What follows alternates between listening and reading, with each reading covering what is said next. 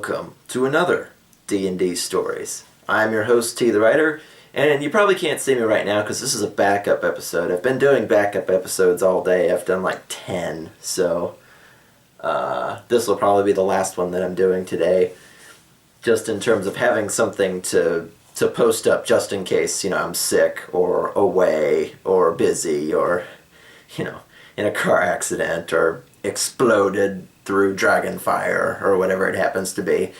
Topic of the day today is heirloom items. Now, what is an heirloom item? An heirloom, just in general, is an item passed down through the generations of a family, either from father to son or from mother to daughter, usually in that fashion. Usually the firstborn, quote unquote, is entitled to said item, and it can be anything. Like in my family, on my mother's side, there is a Bible, a very, very old Bible, that in the inside covers are written the birthdays and death days of a lot of different family members. And I assume, I've never examined it for myself, I assume that the mother fills in the death day, and then the daughter or the son or the fills in the birthday of their children, and then the children fill in the death day for the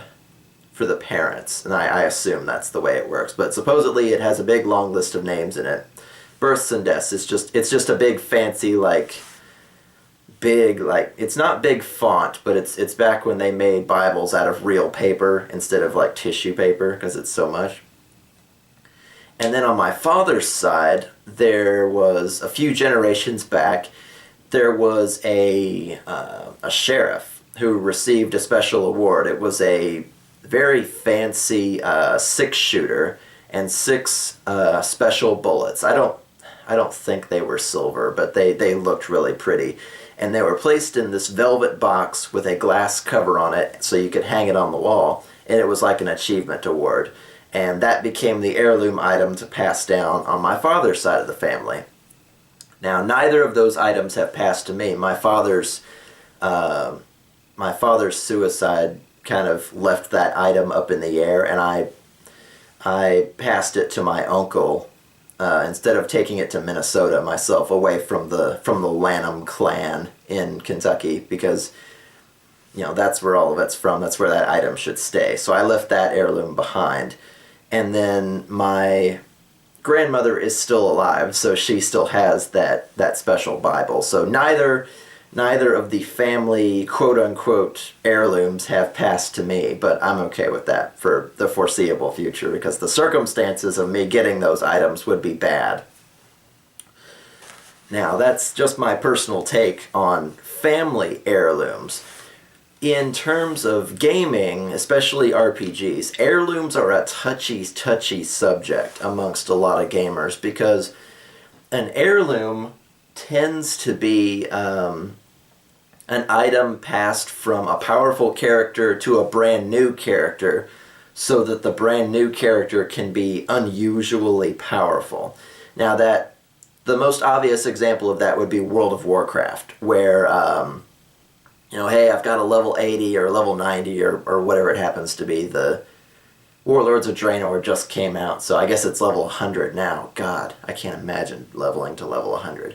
But anyway, you get to a level 100 and you've got all these points from going into battlegrounds, or you've got points from going into dungeons, and your superpowered character is already geared out, and there's really nothing more you can do with him right now. So you decide to start a new character, but you decide you don't want to level like the last character, so you spend all of the points on your level 100 character to buy what are called heirloom items. Heirloom items you put on a level 1 character, in World of Warcraft at least, and they will be significantly powerful, and the item will grow as you level, so it's always something appropriate to wear. And this gets into power leveling and into twinking and all that fun stuff, but that's the general gist, is an item, in RPGs at least, an item that is passed from a super powerful character down to a a lesser powerful character. And that can be something a little more literal, like, an angel could descend from the sky and bequeath unto you a holy sword. Or, the Hierophant is laying on his deathbed and he declares this priestess the new leader of the church, so he passes her, his big pope hat and his staff and his vestments. Those are an heirloom. And they could have magical properties on them. And then you get down to like regular table arguments where my level 1 fighter has his father's sword. Surely that makes it a +1 long sword for me to start with.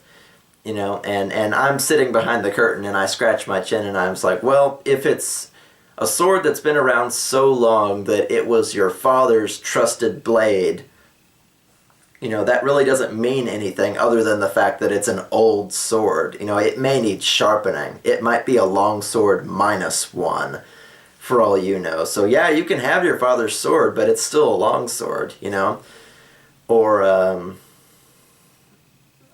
what was it in Lord of the Rings? The Flame of the West, or whatever the king's sword was called. It was a cool sword, don't get me wrong, but it's still just a long sword. It's the sword of the king.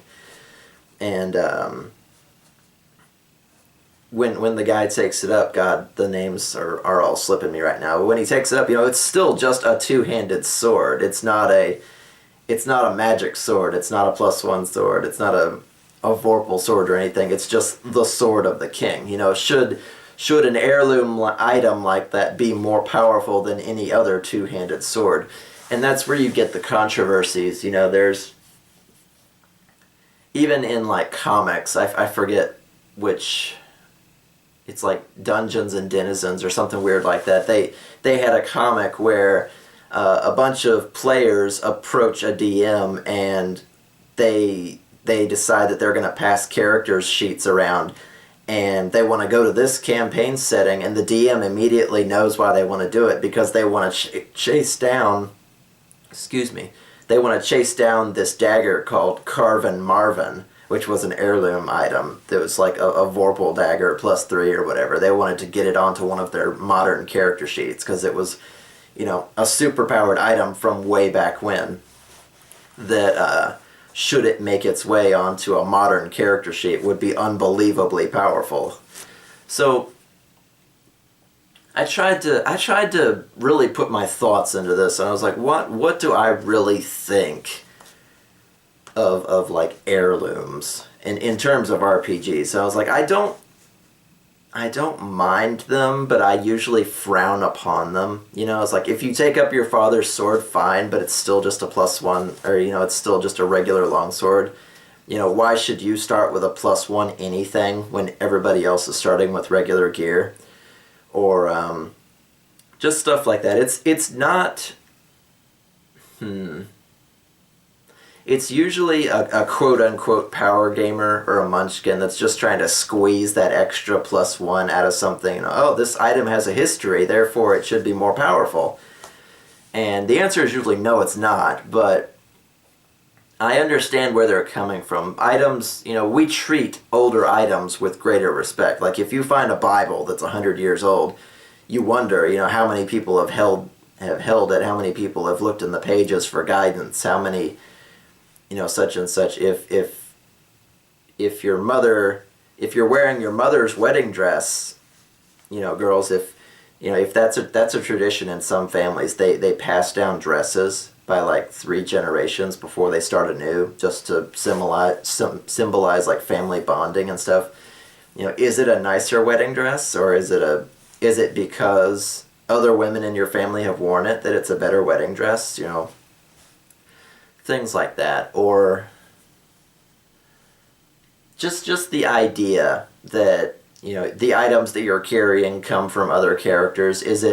What do you think? If you want to put in like the comments below, what do you think of heirloom items? Like in World of Warcraft, if you've got a top level character who's spending all of his dungeon and battleground points to soup up a level 10 character, is that okay with you, or do you think that's cheating? Or, if you've got a D&D character that, like, not graduates, who retires at, like, level 15 or whatever, because the campaign's over. Maybe he settles down and has children. I've DM'd groups where couples have formed among the party, and they have children, and they've sat down and done all the chromosomes and written up character sheets for their children, and then when the next campaign comes along, it's like the second generation comes and is like, well, could he, his dad's retired. I doubt he would get rid of his, +3 light mace of shattering. Can he pass that to his son? And you have to make a judgment call on that, because, like, a level 1 character with a +3 anything of shattering is going to be really super overpowered. So if you want to play that kind of game, you can, but you kind of have to include everybody. It's like if you start a game with 1,000 gold, should everybody start with 1,000 gold, or should that 1,000 gold just be like that character's thing? He comes from a rich background. And it does tend to be weapons most of the time. You can see differences if, hey, my character's thing is, he's an aristocrat, he's rich. I don't want him to start with any special items, but could I start with, 10,000 gold instead of, and, I won't be able to buy weapons and armor with any of it. That's actually a good way to start some characters, is to be like, okay, you can start your level 1, level 3 character with 10,000 gold, but you're not allowed to buy any weapons or armor with that 10,000 gold, and just see what they come up with. It makes for some really interesting characters. But the second generation idea, where mom and dad were adventurers, shouldn't they pass their stuff down, or can I steal it from them? And, can I make off with mom's invisibility cloak and hood and take off into the night so I can have that, displacement ring, or that teleporter ring, or that wish ring that never got used for some reason? Can I steal that from my father's hidden footlocker? And just different things like that come up if there's like a generational thing going on with heroes. And most of the time I say no, but other times if I can balance it with the other players, you might say yes, if only to see what happens. And also it's asking for it to, to get lost, to get stolen, to get broken, to, some sort of redeeming quest to get that legendary or that heirloom item back because it is the honor of your family. Things like that. I've seen like subplots in campaigns form because like a goblin could sneak into the camp and take the shiniest thing there. Well, the shiniest thing there just happened to be like a +3 or a +4, amulet of cleansing, and they make off with it, and it's worth like 9 grand in gold, but, it's also one of the holiest symbols of the church in this region, so you gotta get it back, and God help you if you show your face in church, or, around the church without it around your neck, or without it, if they ask you to use it on somebody who's got the plague or something, you're like, I lost it, a goblin stole it. God help your stupid ass then if you ever show your face back in town. Your name is mud. So I guess that's really all I can think to say about it. I mean, heirlooms, like I said, they're a complicated topic in terms of, where does it come from? Who had it first? What's the story behind it? Is it good? Is it bad? Could you get a bad, quote-unquote, item or helmet or armor and have it purified to make it even more powerful, or just different things like that? Let me know your thoughts in the comments below. Heirlooms come up only now and then in my games, but maybe you guys have some stories you can tell me about it. So let me know. Be sure to mash that like button, and I will see you guys on the next D&D Stories. Keep gaming.